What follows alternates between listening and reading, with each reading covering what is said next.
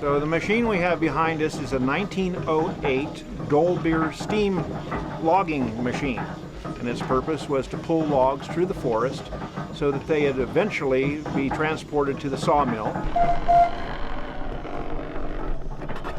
So this steam engine operates essentially by a wood fire boiling a steep kettle full of water, creating steam. It carries a variety of whistles on it, but back in the day, really, it only had one whistle for purposes of communication within the forest.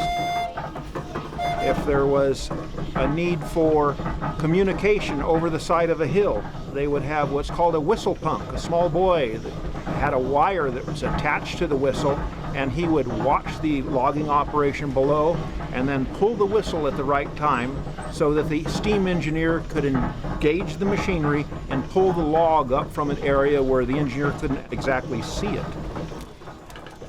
So what we will be doing is a demonstration of how this machine actually moved logs through the forest. Essentially, the loggers would drop the trees, and this machine would roll the logs into two-pole chutes, which is basically a road through the woods.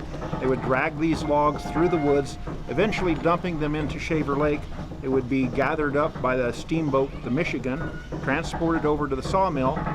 The sawmill would then cut them into boards. The boards would then be dried, and after a period of time, when they had sufficient buoyancy, they would kick them into the flume. And then the flume was 42 miles long and would reach Clovis 6.5 hours later. So at the turn of the century, this was the latest and greatest technology.